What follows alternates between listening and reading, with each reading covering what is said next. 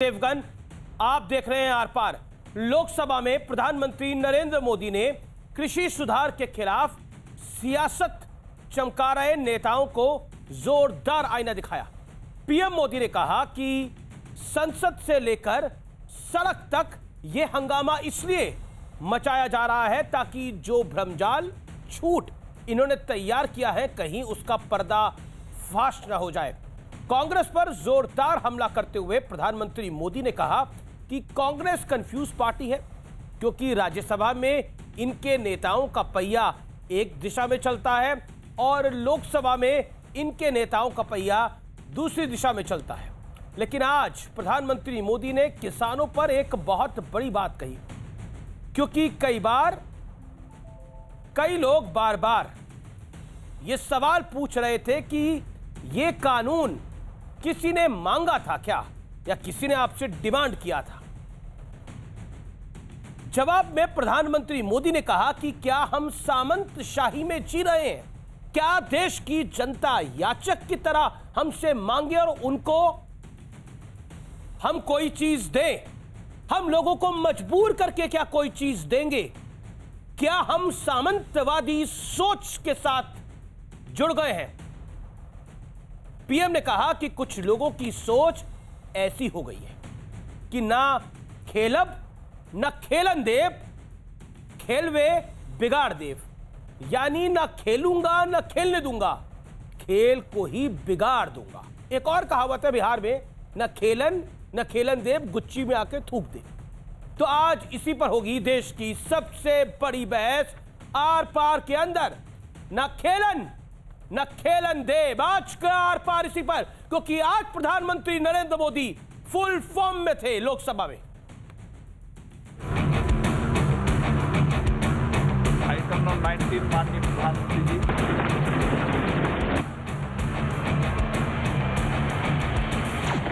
हमारे यहाँ बाल विवाह पर रोक, किसी ने मांग नहीं की थी कानून बनाओ, फिर भी कानून बने थे क्योंकि प्रगतिशील समाज के लिए आवश्यक होता है। शिक्षा को अधिकार देने की बात किसी ने मांग नहीं की थी, लेकिन समाज के लिए आवश्यक होता है, बदलाव के लिए आवश्यक होता है, तो कानून बनते हैं। ये पार्टी का ये हाल हो गया है कि पार्टी का राज्यसभा का सबका एक तरफ चलता है और पार्टी का लोकसभा का सबका दूसरी तरफ चलता है।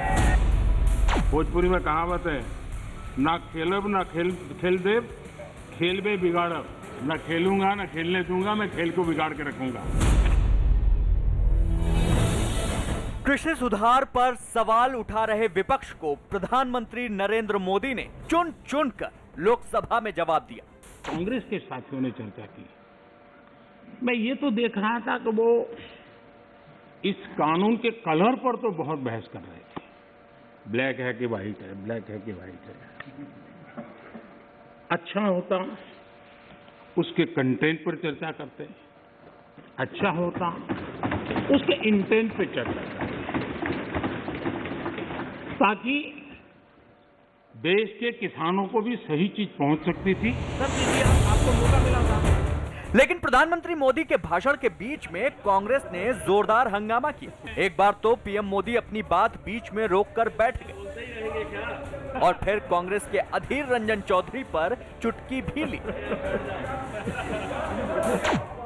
श्रीमान किसान हमारे कैलाश चौधरी जी ने और हमारे समय बोलते ही रहेंगे क्या?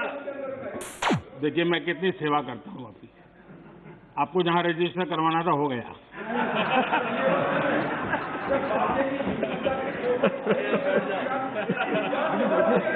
ये हो हल्ला, ये आवाज, ये रुकावटें डालने का प्रयास एक सोची समझी रणनीति के तहत है। और सोची समझी रणनीति ये है कि जो झूठ फैलाया है, जो अफवाहें फैलाई हैं, उसका पर्दाफाश हो जाएगा, सत्य वहां पहुंच जाएगा तो उनका टिकना भारी हो जाएगा। और इसलिए हो हल्ला करते रहो, जैसा बाहर करते रहो वैसा अंदर भी करते रहो, यही खेल चलता रहा है। ये सोच के साथ मेरा विरोध है। जब ये कहा जाता है मांगा था क्या हम सामंतशाही हैं क्या कि देश की जनता याचक की तरह हमसे मांगे, उनको मांगने के लिए मजबूर करें? ये मांगने के लिए मजबूर करने वाली सोच लोकतंत्र की सोच नहीं हो सकती। माननीय 3 किसान कानून की बात हो और दंगाबाज लोग जो जेल में हैं, जो संप्रदायवादी लोग जो जेल में हैं, जो आतंकवादी लोग जेल में हैं, जो नक्सलवादी जेल में हैं, उनकी फोटो लेकर के उनकी मुक्ति की मांग करना ये किसानों के आंदोलन को अपवित्र करने का प्रयास है कि नहीं? पंजाब की धरती पर सैकड़ों की तादाद के अंदर जब टेलीकॉम के टावर तोड़ दिए जाएं, क्या वो किसान की मांग से सुसंगत है क्या? किसान के पवित्र आंदोलन को बर्बाद करने का काम आंदोलनकारी ने नहीं, आंदोलन जीवियों ने किया हुआ है। उधर कांग्रेस भी पूरी ताकत के साथ किसानों के नाम पर सियासी संजीवनी तलाशने में जुटी है। इनका 56 इंच का सीना देख लिया, जिसके अंदर एक छोटा सा दिल है। 15,000 करोड़ का आपका बकाया आपको नहीं मिला, लेकिन नरेंद्र मोदी जी के 2 हवाई जहाज 16,000 करोड़ रुपए में खरीदे गए हैं सरकार से। सवाल है कि क्या सिर्फ सियासी चाल के चक्कर में आंदोलन का रास्ता नहीं निकल पा रहा है? आज इसी पर होगी देश की सबसे बड़ी बहस।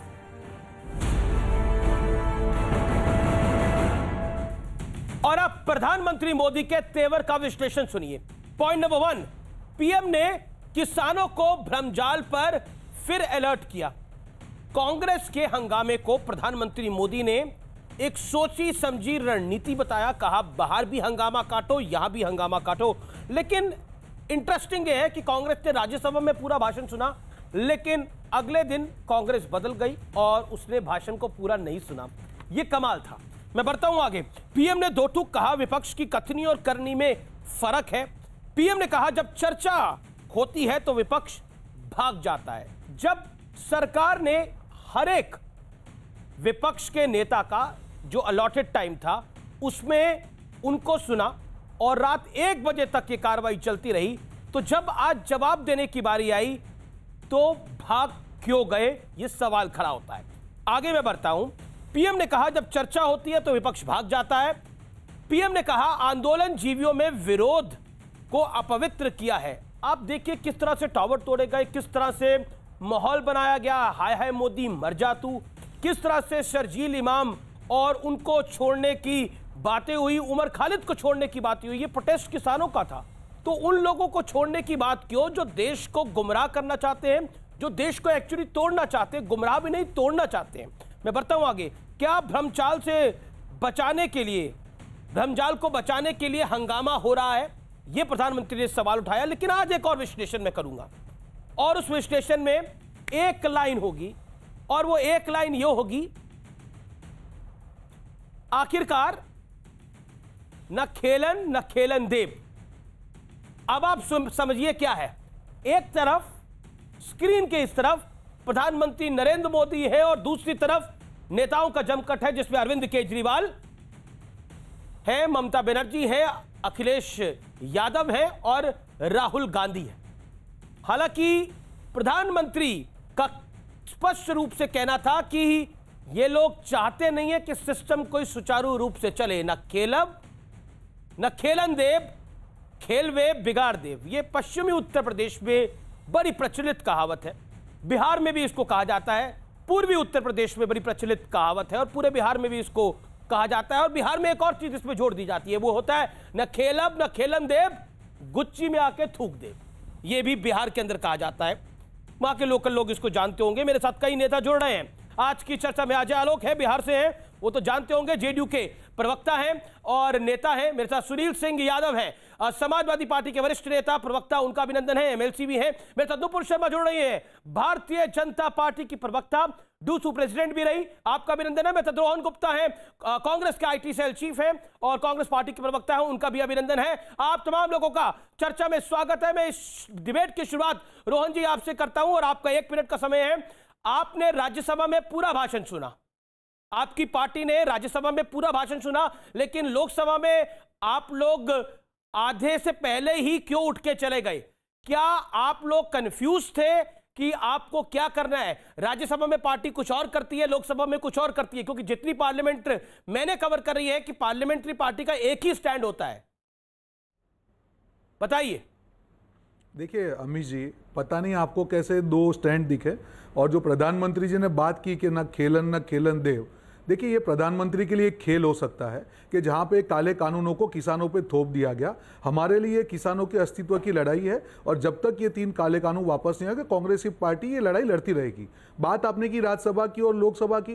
राज्यसभा में तो वो हमारे नेता के प्रशंसा कर रहे थे, राज्यसभा में तो उन्होंने कभी अटैक नहीं किया था कांग्रेस पे। अगर प्रधानमंत्री जी चाहते हैं कि उनका रिस्पेक्ट हो या उनकी बात ठीक से सुनी जाए तो उनको अटैक नहीं करना चाहिए था। चालू स्पीच में अगर वो कांग्रेस के बारे में बात करेंगे तो कांग्रेस के पार्टी के हमारे जो नेता है वो बोलेंगे, उसमें कोई बड़ी चीज नहीं है। बात मुद्दा यहां पे वो नहीं है अमित जी। मुद्दा है प्रधानमंत्री ने कहा ना कंटेंट और इंटेंट की उन्होंने बात की। कंटेंट अगर इंटेंट ये दोनों चीजें इनके काले कानून में होती तो किसान को इतने दिन से आंदोलन के लिए नहीं बैठना पड़ता। कंटेंट और इंटेंट होती तो 200 से ज्यादा किसानों को अपनी जान नहीं गंवानी पड़ती। कंटेंट और इंटेंट होती तो 10 राउंड से ज्यादा बातचीत के बाद भी प्रधानमंत्री और उनकी सरकार किसानों को समझा पाते कि ये काले कानून उनके लिए अच्छे हैं। कंटेंट और इंटेंट होते तो किसानों को आतंकवादी नहीं कहा जाता। कंटेंट और इंटेंट होते तो जिस प्रकार से किसान आंदोलन को तोड़ने का प्रयास किया गया वो नहीं किया जाता। प्रधानमंत्री ने 1 मिनट, आप 1 मिनट बोला तो आपको तकरीबन 1.5 मिनट हो गया अपनी बात को करते हुए। अगर आप 10 सेकंड और लेना चाहते हैं तो ले लीजिए। अमित जी, आप अपने रूल फॉलो कीजिए, आप अपनी डिबेट के रूल फॉलो कीजिए। मैं काउंट कर रहा हूं, अभी सिर्फ 30 सेकंड। आप बीच में कहां 30 सेकंड हुए? अरे रोहन जी, बिल्कुल 30 सेकंड नहीं हुए, बिल्कुल 30 सेकंड। आपको बोलते हुए 1.25 मिनट हो चुका है, आपको 30 सेकंड और लेने हैं तो आप ले लीजिए। मुझे 20 सेकंड लेकिन अनर्गल बातें मत करिए, अपनी बात को रखिए। 20 सेकंड, बिल्कुल 30 सेकंड लीजिए। आप अनर्गल बातें मत कीजिए, बीच में मत बोला। 30 ना बीच में मेरा कार्यक्रम है, मैं तो बोलूंगा सर। आपको मैंने 1 मिनट का टाइम दिया था, आपने 1.5 मिनट बोला, लेकिन फिर भी 30 सेकंड ले लीजिए। अपनी बात को रखिए, लेकिन गलत मत बोलिए कि आपने 30 सेकंड भी मत दिए। रोहन जी, आप 30 सेकंड और लीजिए, अपनी बात को रखिए। आप बोलने दीजिए ना, आपको बोलने तो दे रहा हूं। 1.5 मिनट आपने बोला, आपने सुना नहीं अपने आपको। रोहन जी बोलिए, गुस्सा मत होइए, बोलिए। आप 20 सेकंड दीजिए। अमित जी, आपने जो कहा, मेरा एक ही कहना है कि अगर आज जो प्रधानमंत्री ने कहा असलियत जो हकीकत है और जो दिखावा है उसमें बहुत फर्क है, और इसीलिए किसान नाराज है। सारी बातें उनको दिखाई दी, किसान के आंदोलन को अपवित्र करने की बात किया दी। एक बार भी उन्होंने मुझे बताइए 200 किसान जो वहां पे शहीद हो उनके लिए एक शब्द उन्होंने कहा हो? एक बार बताइए उन्होंने कहा हो कि नहीं किसान की जो बातें हैं उसमें दम है, हम बैठ के चर्चा करेंगे। और थोपने, देने और थोपने में फर्क होता है। उन्होंने देने की बात की, ये थोपा गया है क्योंकि चर्चा नहीं की गई। अगर मेरे लिए कुछ अच्छी चीज होती है, मुझसे चर्चा ही नहीं की जाएगी और उसको जबरदस्ती दिया जाएगा तो उसमें आंदोलन होगा, और किसान और हम लोग साथ में करें। जब तक ये काले कानून वापस नहीं होंगे ये आंदोलन, और हम लोग किसान साथ में मिलकर लोकतांत्रिक तरीके से इसका विरोध करते रहेंगे। नुपुर जी, मैं आपके पास आऊंगा, मुझे 40 सेकंड का वक्त और दीजिए। मैं एक बार फिर राहुल जी के पास जाना चाहता हूं। रोहन जी, आपने बोला कि स्टैंड में कोई फर्क नहीं था।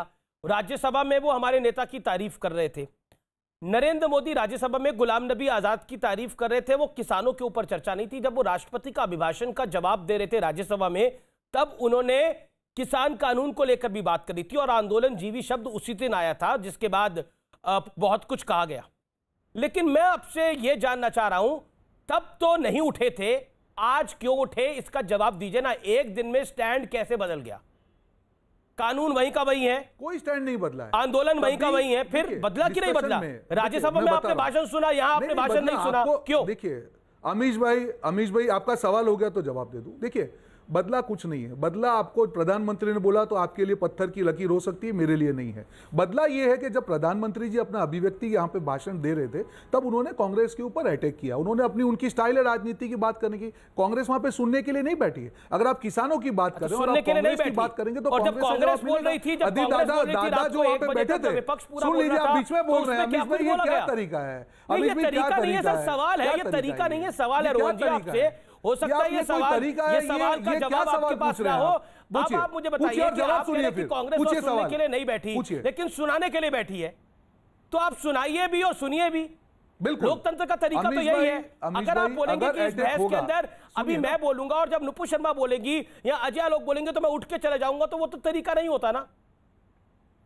तो अगर ये तरीका आपको अपनाना था तो राज्यसभा में भी अपनाते। तो राज्यसभा में आपका एक स्टैंड, लोकसभा में आपका एक स्टैंड। अब मेरे लिए प्रधानमंत्री ने जो बोला वो पत्थर की लकीर नहीं है, लेकिन फैक्ट ये कि राज्यसभा में आपने पूरा भाषण सुना और लोकसभा में आप पहले उठ गए, क्यों बताइए?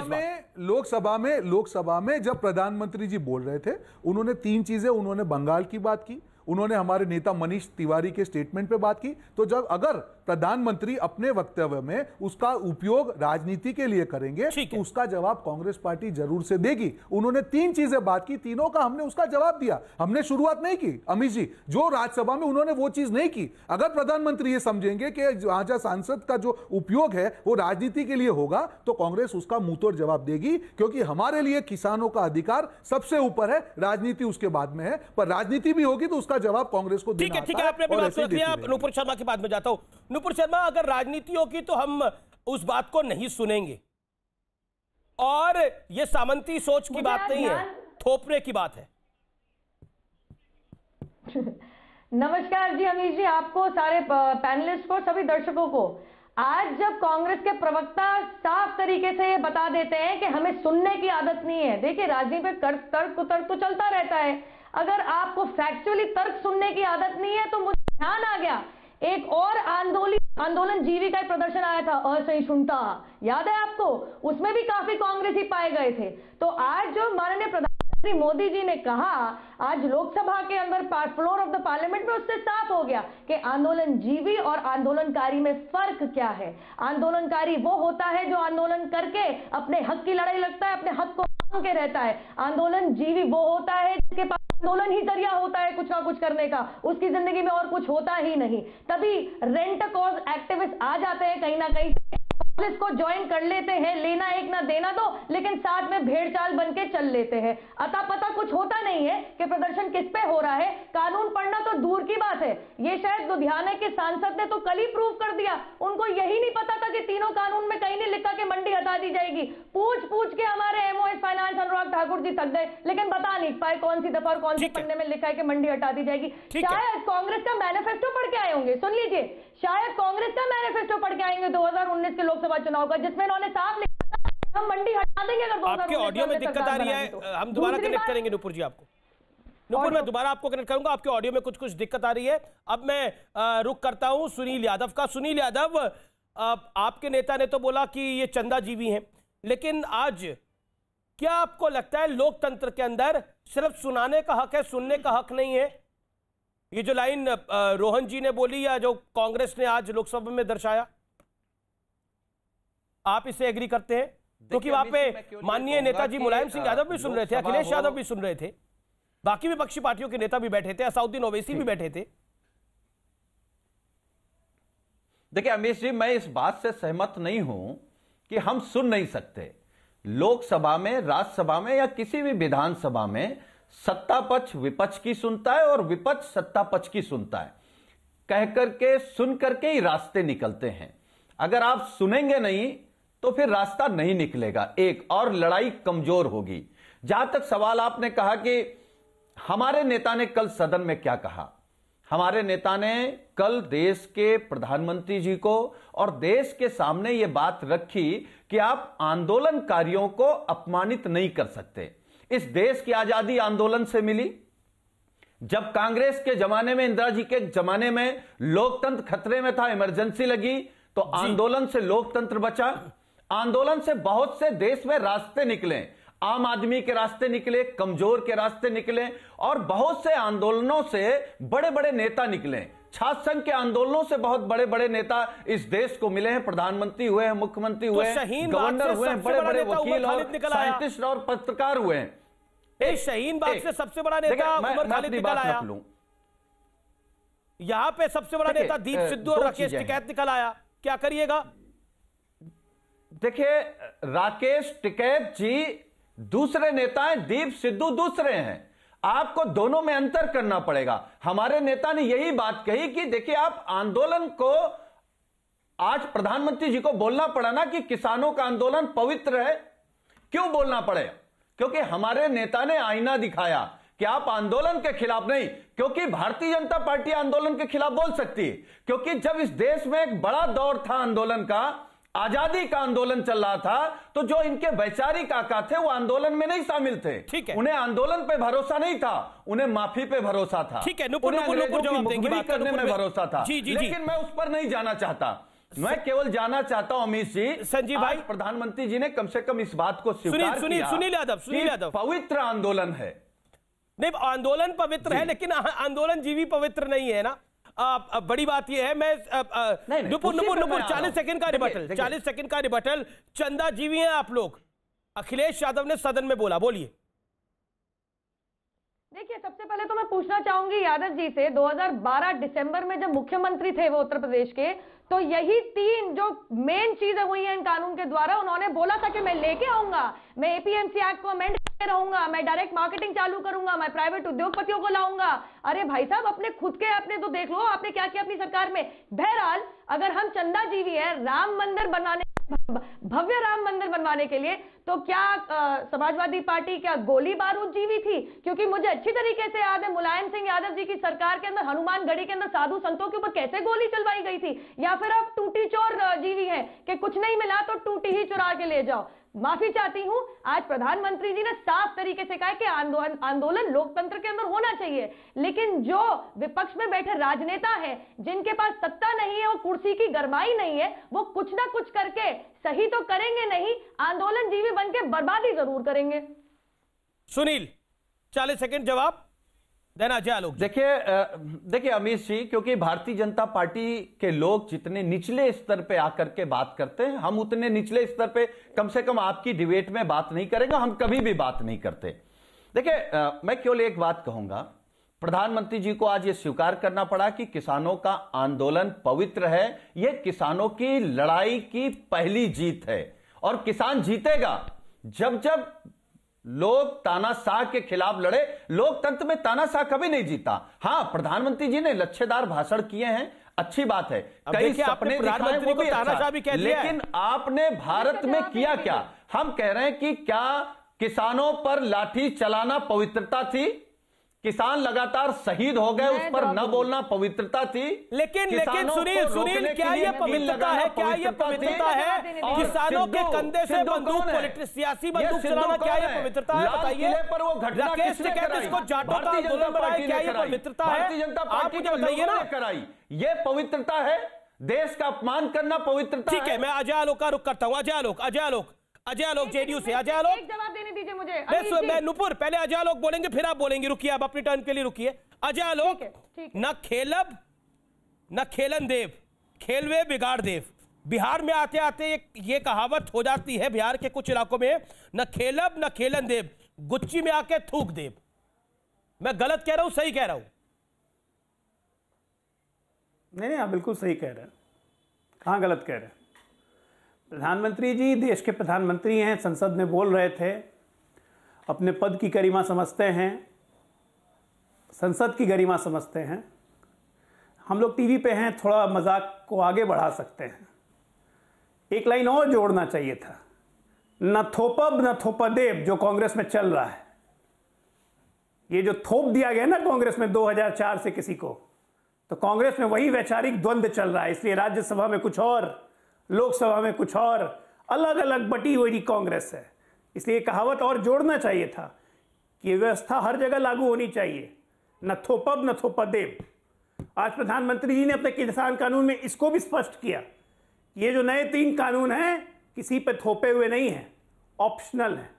लेना हो लीजिए, नहीं लेना हो मत लीजिए। पुरानी व्यवस्था खत्म नहीं हो रही है, तब तो आंदोलन का कोई मतलब ही नहीं रह गया। सुनील जी, दूसरी बात, सुनील जी, चंदा जी भी आप कह रहे हैं निम्न स्तर की बातों का जवाब नहीं देंगे। बिल्कुल सही, अच्छा कर रहे हैं आप। मैं बिल्कुल आपको सम्मान देता हूं, आपके नेता को भी बहुत सम्मान करता हूं मैं। हमारे नेता से व्यक्तिगत संबंध उनके आज भी बहुत अच्छे हैं। लेकिन किसको लिए हम चंदा जी भी कह रहे हैं? वो कह रही है राम मंदिर के निर्माण के लिए, आपका इशारा कॉर्पोरेट पे है। अगर ऐसा है तो अनिल अंबानी को जब राज्यसभा भेजा था समाजवादी पार्टी ने, तो उस वक्त चंदा देवी याद नहीं आया था? आज आप बड़ा आराम से, आपके नेता बोल रहे हैं, बगल में मुलायम सिंह को देख लेते, चंदा जी भी बोलने के पहले उन्होंने ही भेजा था शायद अनिल अंबानी जी को, जो कि 8 महीने के बाद अनिल अंबानी जी ने छोड़ दिया था। किसके कहने पे छोड़ा था ये भी देश जानता है। नहीं रहे हमारे बीच में दिवंगत फाइनेंस मिनिस्टर, हमारे राष्ट्रपति महोदय प्रणब मुखर्जी जी, उन्हीं के कहने पे छोड़ा था। ये क्या खेल है? ये सब करके किसको एक्सपोज कर रहे हैं? अपने आप ही को एक्सपोज कर रहे हैं। आज जब साफ साफ कह दिया प्रधानमंत्री ने कि किसानों पे कोई कानून हम थोप नहीं रहे हैं, पर अजय लोग विपक्ष का मेरा 10 सेकंड का आपसे सवाल है। अजय आपको मैं ठोक रहा हूं बीच में। आप मेरा सवाल है कि प्रधानमंत्री ने बोला कि बार बार विपक्ष कहता है, राहुल गांधी ने भी इस बात को बोला, अखिलेश जी ने भी इस बात को बोला, और भी बाकी नेताओं ने इस बात को बोला कि ये कानून किसी ने मांगा नहीं था, दे दिया। प्रधानमंत्री ने उसका अपने तरीके से जवाब दिया कि हम सामंती सोच को मानते हैं, कोई जनता मांगेगी तो हम देंगे। क्या आपको लगता है कि कहीं ना कहीं आपकी सरकार समझाने में असहज रही, कमजोर रही, जिस वजह से विपक्ष इसको गुमराह कर ले गया? बिल्कुल नहीं। इसको दूसरे तरीके से ऐसे पकड़ा जाएगा? बिल्कुल नहीं, बिल्कुल नहीं। इसलिए क्योंकि अगर आप सत्ता में हैं, जनता के मैंडेट से आप चुन के आए हैं, तो इसका मतलब है कि जनता आप पे भरोसा करती है और आप जो भी काम करेंगे वो जनता के हित में ही होगा। अगर जनता के हित में नहीं होगा तो चुनावों में जनता इसका परिणाम आपको चखाएगी। ठीक है। इस कानून के आने के 5 महीने के बाद बिहार का चुनाव हुआ, क्या परिणाम हुए? इस कानून में आने के बाद जहां जहां राजस्थान में म्युनिसिपल कॉर्पोरेशन के चुनाव हुए, परिणाम क्या हुए? अगर एक भी जनता का इंडिकेशन होता तो यूपी बिहार में आंदोलन क्यों नहीं पकड़ता? महाराष्ट्र, छत्तीसगढ़, गुजरात में आंदोलन क्यों नहीं पकड़ता? ये सिर्फ पंजाब के भरमाए हुए किसान हैं और आज उनको प्रधानमंत्री जी ने समझाया है। अब जरा इनका काम बचता है, क्योंकि आज वो किसान जाके इनसे पूछेगा अपने नेताओं से कि भाई जब ये कानून हम पे लागू ही नहीं होगा तो हम ये आंदोलन क्यों कर रहे हैं? तो उसका जवाब ये क्या देंगे भाई साहब? ये लोग सुनील यादव सही बात है। मैं फिर कह रहा हूं कांग्रेस के लिए, रोहन जी के लिए कि रोहन जी कांग्रेस सुनील जी में है, न थोपब न थोपदेव। ठीक है सुनील इसका जवाब सुनील यादव इसका जवाब दीजिए। रोहन जी मैं आपको वक्त दूंगा। आलोक जी ने मुझे कहा, मैं जवाब देना चाहूंगा। नहीं बिल्कुल, आप उन्होंने सुनील यादव को भी कहा है, आपको भी कहा है, मैं आपको भी मौका दूंगा। सुनील यादव, आप कह रहे हैं सियासत नहीं होनी चाहिए, लेकिन अब आप मुझे बताइए, सियासत तो आज प्रियंका गांधी भी उत्तर प्रदेश में आके चमका रही है और उन्होंने पूरा मेगा प्लान लॉन्च कर दिया है। उनको पूरी उम्मीद है कि समाजवादी पार्टी और बीएसपी क्या वो हैसियत नहीं रही है जो यूपी में थी, इसलिए कांग्रेस अपनी हैसियत बना सकती है। उन्होंने इस पूरे किसान मूवमेंट को इस्तेमाल किया है अपनी राजनीति को चमकाने के लिए, वो स्पष्ट रूप से दिखाई दे रहा है। आज किसान महापंचायत में थी, कल स्नान है और उसके बाद की आगे तैयारी है पूरी। और जहां तक चंदा जीवी की बात है, आलोक की बात का जवाब दीजिए। देखिए अमीश जी, मैं केवल अगर आप कांग्रेस की नेता प्रियंका गांधी की बात करें तो 2022 में आम चुनाव उत्तर प्रदेश में आने जा रहा है। अभी सबकी हैसियत, सबकी स्थिति, सबकी लोकप्रियता, सबका जनाधार पता चल जाएगा, क्योंकि उत्तर प्रदेश में नौजवान हो, किसान हो, बेरोजगार हो, कमजोर तबका हो, किसी वर्ग का व्यक्ति हो, वो जानता है कि अगर ये झूठी भ्रष्टाचारी सरकार के खिलाफ अगर कोई लड़ सकता है तो अखिलेश जी लड़ सकते हैं, समाजवादी पार्टी लड़ सकती है। अभी भाजपा की प्रवक्ता ने पूछा आपने क्या किया सरकार में? अरे चंदा जी पे जवाब दीजिए ना। चंदा जी पे आपसे कुछ पूछा, 10 सेकंड का वक्त है। योजनाओं का कार्य माननीय अखिलेश यादव जी ने किया, एक भी अपना काम नहीं किया है। नहीं, हम जवाब दे दें। जी हम देखिए, चंदा वाली बात हमारे नेता ने कब कही? चंदा वाली बात तब कही जब आप आंदोलनकारियों को आंदोलनजीवी कहेंगे, तो आप चंदाजीवी नहीं हुए। पूरी पार्टी, पूरी आरएसएस, पूरा संगठन आपका चंदा लगाने में लगा है।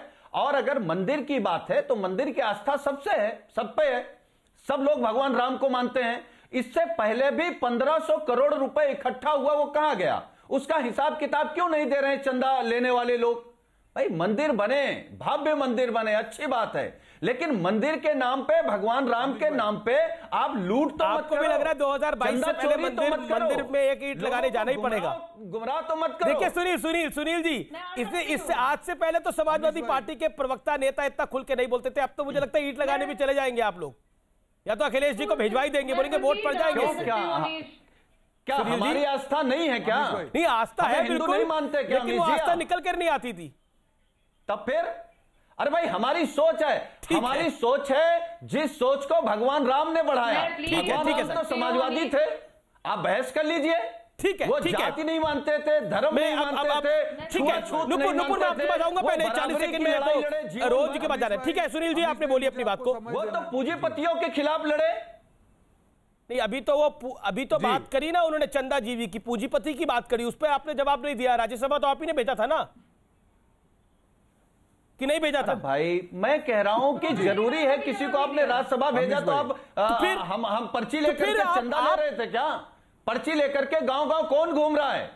कौन चंदा चोरी कर रहा है? आपको किसान कानूनों से दिक्कत है या चंदे से दिक्कत है? ओके, अब मुझे एक सेकंड, नुपुर आप ही जवाब दे दीजिए भाई, फिर मैं रोहन आपको बताता हूँ। नुपुर देना पड़ेगा।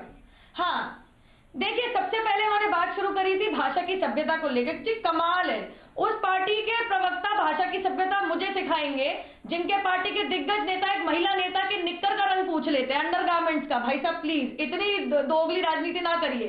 अभी तक मुझे आपने उसका जवाब नहीं दिया। दिसंबर 2012 का मेरे पास पेपर के अंदर ऑन रिकॉर्ड है, उत्तर प्रदेश के मुख्यमंत्री अखिलेश यादव कह रहे थे पूंजीपतियों को हम मार्केट में लाएंगे और किसानों का मार्केट खोलेंगे, एपीएमसी एक्ट अमेंड करेंगे, डायरेक्ट मार्केटिंग में अलाउ करेंगे। नहीं दिया। सुन लीजिए, पूरी बात सुन लीजिए। 10 सेकंड मुझे रोहन की बात। किसानों की पवित्रता की, आज आपको किसानों की पवित्रता की बहुत चिंता हो रही है। जरा अखिलेश यादव फ्लाइट हल्का सा गूगल मारिएगा, 2013, 14, 15 अगल बगल में झांकते हुए आपके उत्तर प्रदेश के मुख्यमंत्री अपनी गलती ना मानते हुए उत्तर प्रदेश के किसान के इतने बुरे हाल क्यों हुए, वो अगली पिछली सरकार पे, कभी बसपा पे, कभी उत्तर यूपीए की सरकार पे बिल्कुल ठीकरा फोड़ रहे हैं। अपनी गलती नहीं मान रहे कि हमारे किसानों की दुर्दशा क्यों हो रही है। और तीसरी बात, मुलतई जब किया था दिग्विजय सिंह ने मध्य प्रदेश के उत्तर मुख्यमंत्री बनते हुए, ठीक है मैडम आपने अपनी बात को रखा। कुछ नहीं था। नुपुर आपको मैंने वक्त दिया अपनी बात को रखने का। मेरा निवेदन स्वीकार करिए, मुझे रोहन के पास जाना है। मैं आपके वापस आऊंगा। रोहन जी, अब आपके पास आ रहा हूं मैं। रोहन गुप्ता, प्रधानमंत्री मोदी ने सदन में कहा कि कांग्रेस के हंगामे को उन्होंने सोची समझी रणनीति बताया। उन्होंने बोला ये बाहर भी हंगामा करते हैं, यहां भी हंगामा करते हैं, बेसिकली इनका काम सिर्फ हंगामा करना है। अमीश भाई, पहले मैं अजय आलोक जी का जवाब दे दूं। मुझे लगता है कि उनके जो मुख्यमंत्री वो आज जो स्लोगन बोल रहे होंगे या कहावत बोल रहे होंगे कि ना जीवत ना जीवन देत, उनके ही अलायंस में होने के बाद में उनके ही विधायक तोड़ तोड़ के सरकार बना रहे हैं। और अजय आलोक जी, मुझे लगता है कि बहुत कम दिनों में आपकी पुरानी डिबेट आपको डिबेट में दिखानी पड़ेगी। देखिए आप क्या बोल रहे थे, वो समय आने वाला है, मैं ज्यादा चर्चा नहीं करूंगा। देखिए अमीश भाई, जो सारे मुद्दों की चर्चा हुई आज, वो प्रधानमंत्री जी की बात हुई या रणनीति की बात हुई, यह बात रणनीति की नहीं है। अगर आप प्रधानमंत्री है, अगर आप वक्तव्य दे रहे हैं, आप किसान आंदोलन को पवित्र बोल रहे हैं और एक बार भी 200 जो किसान शहीद हुए उसके बारे में नहीं बोलेंगे तो आप क्या बोलना चाह रहे हैं? उनका जो विरोधाभास था काफी विजिबल था, वो शैटर्ड थे, कहीं ना कहीं लग रहा था कि वो घिर चुके हैं, क्योंकि आप कंटेंट और इंटेंट की बात कर रहे हैं, पर जो मुख्य मुद्दे हैं जिसके कारण किसान वहां पे बैठे हैं, आप उसको एड्रेस नहीं करेंगे। आपको सारी चीज दिख गई पर किसानी को जो शहीदी हुई वो नहीं दिखी। आपने कांग्रेस के 60 साल के शासन की बात की। अरे भाई साहब, आप वही शासन में बनाया हुआ चीज है। एक मिनट अमीश भाई प्लीज, एक मिनट। आप जो 60 साल की बात कर रहे थे शासन की, अमीश भाई अजय जी प्लीज आप सुन लीजिए। अमीश भाई, मैं सिर्फ इतना कहना चाहूंगा, जो 60 साल के कांग्रेस की शासन की बात की, आज वही कांग्रेस के शासन की 60 साल की बनाई हुई चीजें बेच कर आप अपनी सत्ता चला रहे हो। ये सरकार जब जाएगी, दो चीजें नहीं बिकेंगी जो इन्होंने बनाई है, एक अंधभक्त और एक गोदी मीडिया, जिसका कोई लेने वाला नहीं होगा। बाकी सारी चीजें जो कांग्रेस ने बनाई थी 60 साल में, वो बेच के अपनी सत्ता चला रहे हैं। अब किसानों की आमदनी बेचने पे लगे हैं और आप क्या चाह रहे हैं कि किसान चुप बैठे? बोले जो बोले, गोदी मीडिया देश के सामने आ चुकी है, हिस्सा था मीडिया को भी टारगेट करना, वही आप काम कर रहे हैं। ठीक है, आप जवाब सुन लेते हैं। रोहन गुप्ता, आपने बोल दिया अपनी बात, नहीं कर रहा हूं, कोई फर्क नहीं पड़ता। रोहन गुप्ता, कोई फर्क नहीं पड़ता आपके लिए तो लता दीदी भी दबाव में आ जाती है, आपके लिए तो सचिन तेंदुलकर भी दबाव में आ जाता है, आपके लिए तो विराट कोहली भी दबाव में आ जाता है, आपके लिए तो सुप्रीम कोर्ट भी दबाव में आ जाता है। आपका तो यह मानना है। तो मीडिया आपसे कहा जी, मीडिया से आप कहा आपको मीडिया ठीक लगेगा, आपको सुप्रीम कोर्ट के जज ठीक नहीं लगते, सुप्रीम कोर्ट ऑनरेबल ठीक नहीं लगता, आपको लता दीदी में लगता है दबाव आ गया, आपको लगता है सचिन तेंदुलकर पे दबाव आ गया, विराट कोहली, अक्षय कुमार, अनुपम खेर सब पे दबाव आ गया। आपको मीडिया से तो तकलीफ होगी। आपको तो अपने 23 नेताओं में दिक्कत लगती है, आपको लगता है वो भी नरेंद्र मोदी की गोदी में बैठे हैं, गुलाम नबी आजाद, मनीष तिवारी, आनंद शर्मा और ना जाने कौन कौन, वो 23 नेता भी आपको लगता है उन्हीं की गोदी में जाके बैठ गए हैं। तो क्या बात करिएगा हम इसकी? आप तमाम लोग जो ये मीडिया पर लेक्चर देते हो, मेरा आपसे निवेदन है, आप अपना काम करिए, मीडिया को अपना काम करने दीजिए। बाकी आपकी जो मर्जी हो आप बोलिए, आप आते हैं, आपको मंच देते हैं, आप कुछ भी बोलिए। अजय आलोक का मैं रुख करता हूं।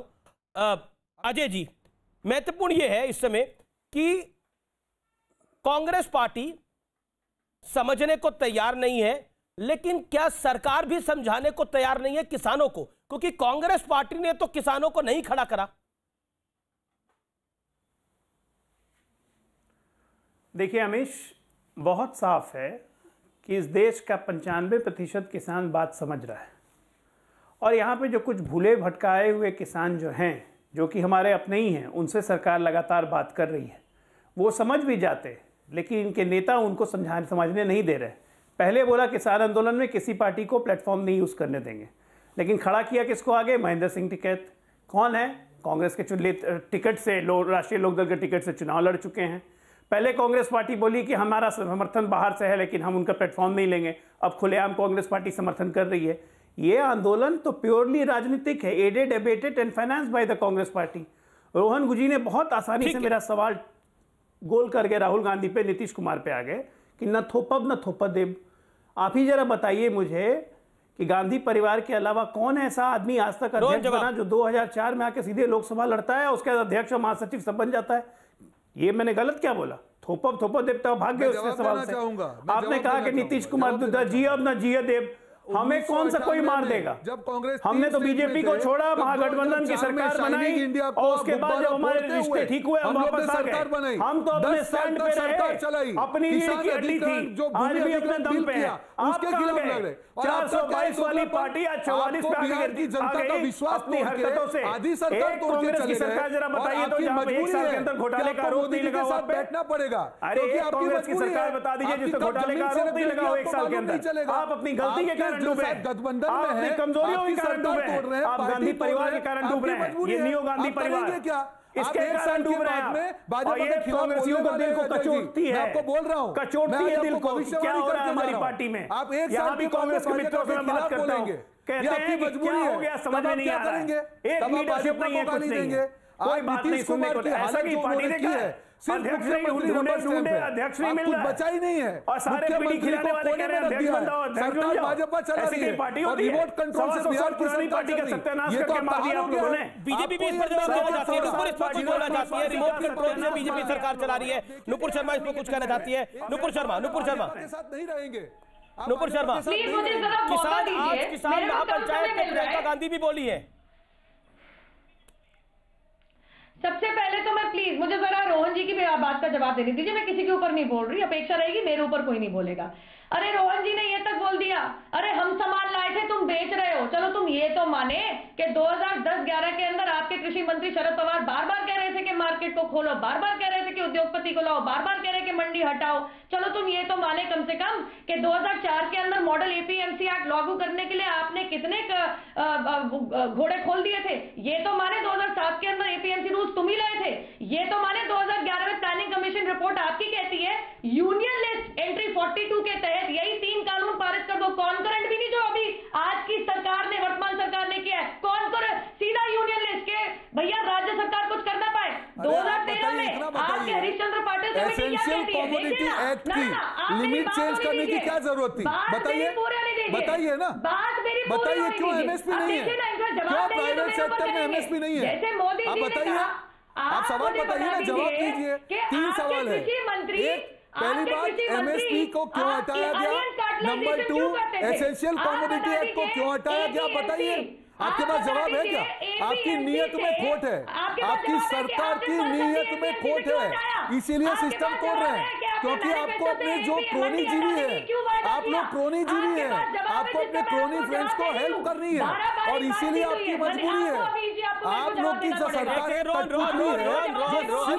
स्वीकार करिए। रोहन उनको 40 सेकंड बोले दीजिए, फिर आप बोलिए, आप दोनों की आवाज आएगी, मेरा निवेदन है। बोलिए नुपुर आप अपनी बात को रखिए। क्योंकि 2013 में इसलिए मौका गए क्योंकि 2013-14 में एपीएमसी के तहत उन्होंने फल सब्जी डीलिस्ट भी नोटिफाई कर दिया था, इसलिए बौखला गए।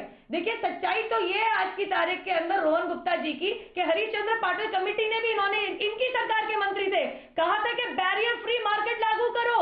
चलो आपने माना तो सही, सामान आपका ही था भाई साहब, आज यूटर्न क्यों, ये रणनीति आपकी क्यों?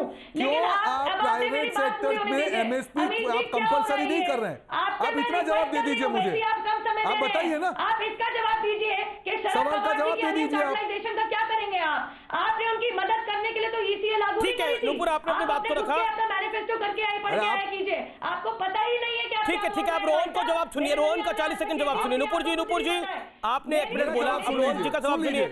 सुन लीजिए, इन्होंने बहुत कुछ कहा है, इन्होंने कहा 200 किसान अमीश भाई 3 सवाल। पहला सवाल, पहली बात कि क्यों प्राइवेट सेक्टर में एमएसपी को कंपलसरी नहीं किया गया? मानना 150 मरे या 200 मरे, मरा अगर कोई भी मरा है तो मुझे लगता है कि थोड़ी संवेदना रखनी चाहिए। नुपुर होल्ड ऑन, नुपुर जी सुनिए बात को ना प्लीज।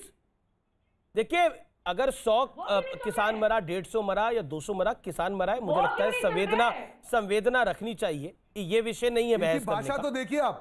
अच्छा मेरी बात मानिए नुपुर जी मेरी बात को सुनिए प्लीज, मेरा निवेदन है। देखिए ऐसे हम अगर बिल्कुल एनार्की फैला देंगे बहस के अंदर तो बहस नहीं हो पाएगी, फिर वही हाल होगा जो लाल किले पर हाल हुआ। एक एक करके सब अपनी बात को रखें, जो कि मर्यादित ढंग से रखा जाए तो बेहतर है। रोहन गुप्ता, आज प्रियंका गांधी वाड्रा किसान महापंचायत में थी, आप कह रहे हैं कि सियासत नहीं होनी चाहिए, आपने 2 बार इन अल्फाजों का इस्तेमाल किया। देखिए सियासत नहीं करनी चाहिए, प्रधानमंत्री मोदी सदन में सियासत कर रहे हैं, लेकिन सदन में तो सियासत होती है और सियासत के लिए ही सदन बना हुआ है, लोगों का काम करने के लिए भी सदन बना हुआ है। प्रियंका गांधी वाड्रा भी तो सियासत ही कर रही हैं आज किसान महापंचायत में जाकर। वो कह रही हैं कि मोदी का 56 इंच के सीने में दिल बड़ा छोटा सा है, मोदी का दिल उद्योगपतियों के लिए धड़कता है। किसानों को मोदी जी ने आंदोलनजीवी कहा। आज प्रधानमंत्री ने बताया कि आंदोलनजीवी कौन है। आंदोलनजीवी वो है जो जेल में बंद लोगों को छुड़वाना चाहते हैं, जो मांगने और देने वाली सोच की जरूरत बताते हैं, जो मोबाइल टावरों को तोड़ना किसान आंदोलन को कहते हैं, जो पराली जलाने का समर्थन करते हैं, ये लोग हैं आंदोलनजीवी। ये लोग हैं आंदोलनजीवी जो शाहीन बाग में भी दिखते हैं, 370 में भी दिखते हैं और अब यहां पे भी दिखते हैं। बताइए जी अमीश भाई, प्रधानमंत्री जी ने जो ये नई डेफिनेशन निकाली आंदोलनजीवी की, जब ये डेफिनेशन निकाली तब उनको जो 200 किसान शहीद हो गए वो क्यों नहीं दिखे?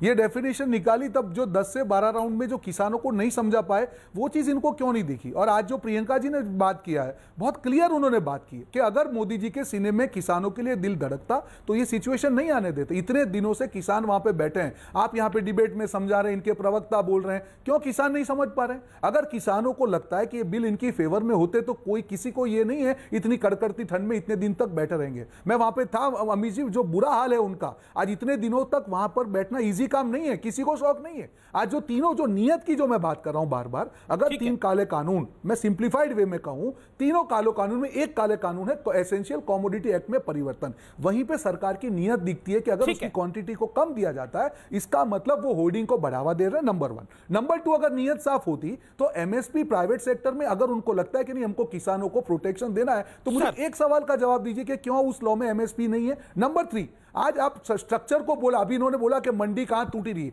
अरे आप जो एटमॉस्फेयर ही ऐसा करेंगे तो मंडी टूटने ही वाली है। अगर प्राइवेट सेक्टर का शोषण करने का अधिकार किसानों का दे रहे हैं उनको, कौन जाएगा मंडी में? आप सिस्टमेटिक बात बोली, आपने बोला एमएसपी नहीं है, लेकिन ये भी कहां लिखा हुआ है उस कानून के अंदर कि एमएसपी खत्म कर रहे हैं? कहां लिखा हुआ है? ये तो अजम्पशन है ना आपकी। मैं बता रहा हूं, बहुत अच्छा सवाल है। लग रहा है ऐसा होगा, लेकिन ऐसा हुआ तो नहीं है ना। बहुत अच्छा सवाल है। अब मैं बोलूं कि मैं बता रहा हूं, आप यहां से बाहर निकल के भारतीय जनता पार्टी ज्वाइन कर लेंगे, वो मेरी अजम्पशन है। 20 सेकंड लेकिन कर तो नहीं रहे ना आप। 20 सुन लीजिए, सुन वो नहीं सुनिए। अरे हम तो कांग्रेस में और कांग्रेस में रहेंगे। कई लोग बीजेपी में नहीं ज्वाइन करके भी बीजेपी की बात करते हैं, उसकी बात कीजिए आप। मुद्दा यहाँ पे वो नहीं है अमीश भाई। एमएसपी कहां? रोहन भाई, अगर आपने सदन की प्रक्रिया को देखा हो तो रवनीत सिंह बिट्टू ने भी यही बात को बोला कि एमएसपी नहीं है तो उसके बाद मंडियां खत्म हो जाएंगी, ये उन्होंने बोला। और उसके बाद रवनीत सिंह बिट्टू ने जब ये बोला तो अनुराग ठाकुर ने बोला मुझे बताइए ये प्रावधान कहां पर लिखा हुआ है, और उसके बाद वो बोल के फंस गए और फिर उसका जवाब ही नहीं दे पाए। मैं कोई फंसे नहीं, निवेदन है कि हम कोई फंसे नहीं, अगर मैं जवाब दे रहा हूं। बीजेपी को काउंटर करना कैसे खत्म होगी? नहीं अमीश भाई, तो नुकसान जवाब सुनिए, मैं जवाब दे रहा हूं। जी सर बोलिए। सुन लीजिए जवाब, यहां सुन लीजिए, आप सुन लीजिए। मंडी की जो बात की, देखिए आज जहां पे मंडी स्ट्रक्चर, हमारे एपीएमसी में एक मंडी स्ट्रक्चर है जहां पे एमएसपी इज द बेस, वहां पे एमएसपी पे जो बेचा जाता है सामान। आज जहां पे अब जो नया लॉ ला रहे हैं वहां पे प्राइवेट सेक्टर में आप अगर एमएसपी कंपलसरी नहीं रख रहे हैं, प्राइवेट सेक्टर की जो बाइंग कैपेसिटी ज्यादा है, किसान का शोषण होगा ही होगा वहां पे, एमएसपी अगर नहीं है। और दूसरा, अगर एमएसपी के बाहर सब लोगों को अगर माल मिलता है तो कौन जाएगा मंडी में? मंडी में कौन जाएगा? वहां पे मंडी टैक्स है। नहीं सुन लीजिए, आपको वक्त दिया मैंने। नुपुर जी मेरा निवेदन स्वीकार करिए। नुपुर क्विक रिप्लाई नुपुर जी। मेरी दोबारा अपेक्षा रहेगी, मैं इनके पूरे बोलने के ऊपर नहीं बोली, मेरी अपेक्षा रहेगी। बिल्कुल नुपुर, आप नहीं बोलिए, आपको वक्त मिलेगा, बोलिए आप, बोलिए नुपुर, तरीका नहीं है, आराम से बोलिए, इत्मीनान से। यही तो बात है, उल्टा चोर कोतवाल को डांटे। देखिए भाई साहब, आपको मैं ध्यान दिलाना जरूरी है, आपके मैनिफेस्टो को पढ़ के आते, आप लोग खुद नहीं पढ़ते। वही इसेंशियल कमोडिटीज एक्ट को आप हटाने की बात कर रहे थे, तो हमने भी तो जमाखोरी के खिलाफ ही कानून अमेंड किया है भाई साहब, हमने और क्या अलग कर दिया। हाँ, शायद आपको प्याज की जमाखोरी पसंद आ रही थी, वो जो महाराष्ट्र में आपके दोस्तों के द्वारा होती है। कृपया करके थोड़ा अपने गरिबान में जाके बात किया कीजिए। रही आपके किसान भाइयों की बात, आपने अभी तक मुलताई का मेरे को जवाब नहीं दिया। वो किसान लोग सूखे की वजह से जो सड़कों पे प्रदर्शन कर रहे थे, 24 किसान को शूट एट साइट के ऑर्डर दिए थे आपके मुख्यमंत्री दिग्विजय सिंह ने। बताना किस किस के 24 परिवारों में से किस किस के पास गए थे? कलावटी वाल के पास दोबारा गए? अरे आपने तो किसानों का अपमान कर दिया। अभी अमीश भाई के शो में जो किसानों के लिए बोला है, पूरा देश आपके सामने देख रहा है। क्या ये भाजपा की विचारधारा है? आपने अपमान किया है, अमीश भाई ने बोला है, आपने अपमान किया है, आपको माफी मांगनी चाहिए किसानों की। किसी को डिबेट छोड़ के जाने की जरूरत नहीं है। मैं निवेदन कर सकता हूं, मैंने निवेदन करा रोहन से कि वो आपको 50 सेकंड सुन ले। देखिए ये कहना कि मैं डिबेट छोड़ के चले जाऊंगी, मुझे नहीं लगता तार्किक तरीका, लेकिन आप अपनी बात को रखिएगा।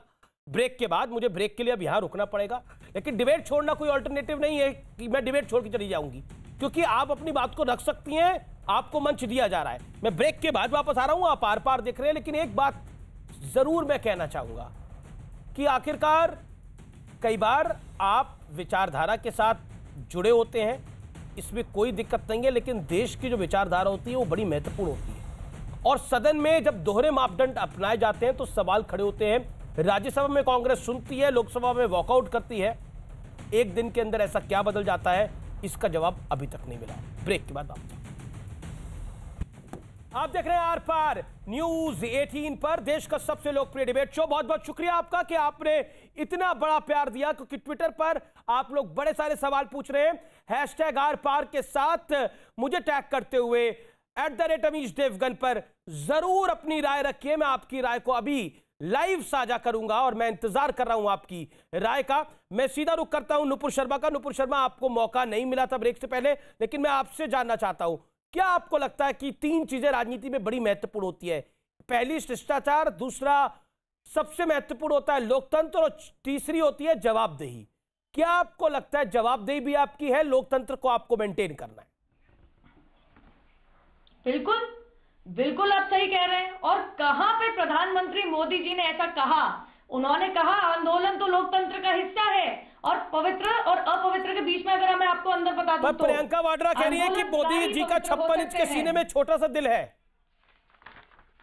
देखिए प्रियंका जी, जो देश के सबसे गरीब, and I am being sarcastic, सबसे गरीब किसान की बीवी है, धर्म पत्नी है, कम बोले तो सही रहेगा। और वो जो आज कह रहे हैं हम प्राउड टू बी आंदोलन जीवी, इससे पहले उनको फर्क नहीं पड़ा था आंदोलनकारी और जीवी के बीच में। वो वही है जिन्होंने 2019 के अंदर कोर्ट के अंदर याचिका में ये लिख के कहा था कि मैं करोड़ों इसलिए हूं क्योंकि मैं अपनी बैल्कोनी के अंदर मैंने गोभी खोद के उगाई है। माफी चाहती हूं, दिस इज ऑन रिकॉर्ड। तो ये लोग जो पवित्र अन्नदाता का मजाक उड़ाते हैं, उनकी जमीन झड़प के करोड़ों पति बन जाते हैं, खुद भी पूंजीपति है। कृपया दूसरे को न झुकाएं, और खास करके रोहन जी के लिए। रोहन जी, मेरे ननियाल में आज तक खेती है, मेरे मामा आज तक खेती करते हैं। ठीक है, मैं किसान की बेटी की बेटी हूं। अगर खेती होती तो आप अपमान नहीं करते किसान का। आप अपमान नहीं करते। आज आपने अपमान किया है किसानों का। आज अपने विवेक को चूक के आगे चलेगी, आपने अपमान किया। और तभी अमीश भाई ने बोला आपको, अमीश भाई ने 3 बार बोला आपको, आपने अपमान किया। आपको 200 से ज्यादा किसान शहीद, 15 सेकंड रोहन जी को भी सुन लीजिए। 15 सेकंड रोहन जी को नहीं करेगा आपको, किसान नहीं माफ करेगा आपको। रोहन गुप्ता, क्या आपको लगता नहीं है कि कहीं ना कहीं कांग्रेस का जो स्टैंड था वो थोड़ा विरोधाभासी था राज्यसभा और लोकसभा में? ये एक फैक्ट है, और एक क्या आपको लगता नहीं है ये नेचुरल प्रोसेस के विपरीत है? बिल्कुल नहीं अमीश भाई, मैंने जैसे पहले भी बताया, हमारा काम है किसानों के साथ खड़े रहना। जब प्रधानमंत्री जी ने लोकसभा में अपने वक्तव्य के दौरान कांग्रेस के ऊपर अटैक किया तो हमको जवाब तो देना पड़ेगा। बात अगर किसानों की चल रही है, आप आंदोलनजीवी, आप डेफिनेशंस दे रहे हैं वहां पे, मुझे एक चीज बताइए, एक बार भी प्रधानमंत्री ने जो किसान शहीद हो उनके लिए एक शब्द भी बोला होता? आंदोलन को आप पवित्र बोल रहे हो और किसानों के लिए एक शब्द नहीं बोल रहे हो। लगातार बोल रही है नुपुर, कहीं ना कहीं नुपुर शांत हो जाइए, लगातार मेरे कान में आपकी आवाज मेरी बात सुन लीजिए। ठीक है, बौखलाहट है प्रधानमंत्री जी की बातों में, विरोधाभास था, कहीं ना कहीं कॉन्फिडेंस नहीं था। क्या आपको लगता है कि विपक्ष की कथनी और करनी में फर्क है? जो प्रधानमंत्री ने बोला, आप सिर्फ इसलिए विरोध कर रहे हैं क्योंकि ये बीजेपी की सरकार ने करा है, नरेंद्र मोदी ने करा है? विपक्ष का कोई खुंदक है नरेंद्र मोदी से? में विपक्ष अंतर नहीं करता है। हाँ, आपने एक बड़ा सवाल किया कि राजनीति में क्या क्या महत्वपूर्ण है। मुझे लगता है कि जब किसी नेता को, देश के प्रधानमंत्री जी को लोग बहुत सुनते हैं और बहुत प्यार से सुनते हैं, बहुत भरोसा करते हैं, इसीलिए दोबारा मौका दिया। लेकिन हमारे यहाँ नेताजी लगातार इस बात को कहते हैं कि वादा खिलाफी भी सबसे बड़ा भ्रष्टाचार है। वादा खिलाफी बिल्कुल नहीं होनी चाहिए राजनीति के अंदर, लेकिन ये होती है। लेकिन राजनीति का सबसे बड़ा धर्म है कि आप सुनाओ भी और सुनो भी, और यही आज की बहस का निष्कर्ष है। लेखराज, प्रीतम, इंदु, जीबू भाई, सुमित शर्मा, आप तमाम लोगों का, आशीष चौधरी, हरीश भाई, मंजीत गुज्जर, आपका बहुत बहुत शुक्रिया। जय हिंद, जय भारत।